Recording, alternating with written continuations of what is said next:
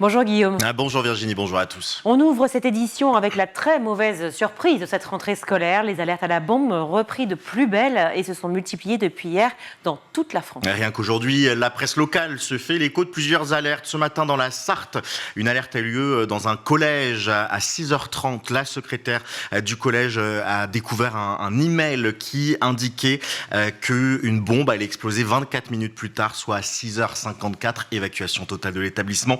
Et bien sûr, alerte attentat renforcé pareil à Visil et puis au lycée Jacques Prévert de Fontaine, où bien, dans la matinée, il y a eu également des évacuations totales. Ce sont une dizaine d'établissements, collèges, lycées, avec toujours le même mode opératoire, des mails qui sont envoyés depuis des boîtes mails, souvent à l'international, et donc des alertes qui sont prises très au sérieux. Le déclenchement également de forces de l'ordre et de forces de démineurs pour vérifier que ce ne sont que de fausses alertes. Rappelons les sanctions tout de même qui sont encourues, le fait de communiquer ou de divulguer une fausse information dans le but de faire croire qu'une destruction, une dégradation, une détérioration dangereuse pour les personnes va être ou a été commise et punie de 2 ans d'emprisonnement et de 30 000 € d'amende. De premières arrestations ont eu lieu la semaine dernière, c'était des adolescents de 16 ans. Nous avons contacté le ministère de l'Éducation nationale. Pour l'instant, pas de réaction sur ces nouvelles alertes. Le ministère précise en tout cas que les équipes et du ministère de l'Éducation nationale et du ministère de l'Intérieur sont entièrement mobilisés sur le sujet. Et dans votre chronique, Guillaume, vous nous expliquerez que ce phénomène est un phénomène européen, ces alertes. Toujours dans cette problématique de lutte contre le terrorisme, Jean-François Ricard, le patron du parquet national antiterroriste, a alerté ce matin sur le phénomène des mineurs radicalisés. Et c'est un phénomène qu'il qualifie de nouveau, en fait, des mineurs qui sont mis en examen pour avoir participé à des projets d'attaque terroriste. 10 mineurs, donc, sont concernés depuis le début de l'année. Je vous propose de l'écouter au micro de RTL. Effectivement, depuis près de 3 ans, nous constatons une augmentation très sérieuse de la propension de très jeunes majeurs ou de mineurs dans des projets d'action violente.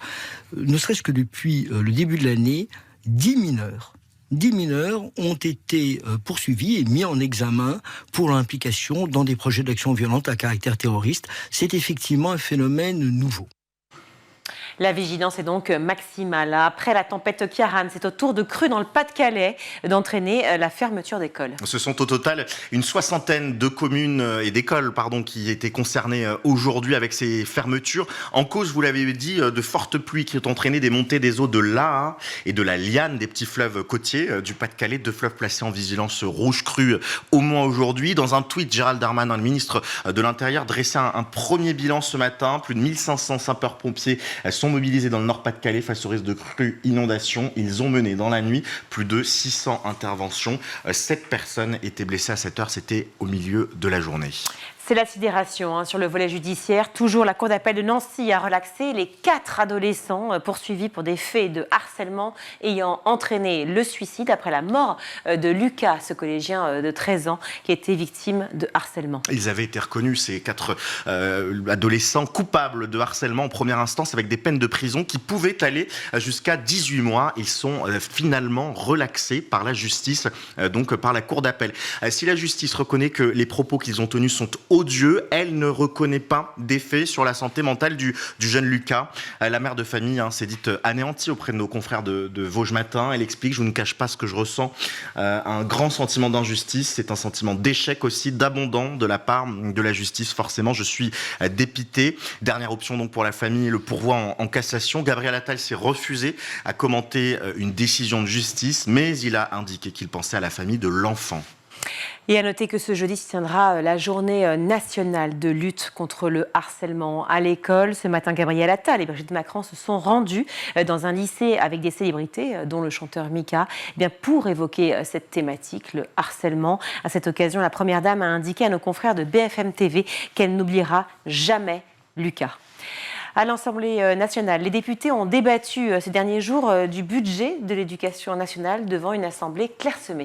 Oui, c'est le terme en tout cas qu'emploient nos confrères de Marianne pour décrire ces débats sur le budget de l'éducation nationale. Il faut dire que l'ombre d'un 49.3 plane sur le projet de loi budgétaire et ça désintéresse quelque peu les députés de la question. Et puis la date qui a été choisie, c'était vendredi dernier, le 3 novembre, la fin des vacances scolaires. Il n'empêche que dans la majorité, on se félicite de ce budget rehaussé, 63 millions milliards d'euros en 2024. Il faut le dire, hein, les augmentations de salaire avec et en dehors du pacte aident beaucoup à ces augmentations. Voilà ce qu'en dit une députée écologique, Francesca Paschini. Les bancs vides de l'Assemblée sont aussi un symbole de la maltraitance qu'on inflige à l'école, aux enseignants et aux élèves. En gros, toutes ces personnes comptent pour du beurre. Voilà les propos de cette députée qui, elle, était bien présente dans les rangs de l'hémicycle.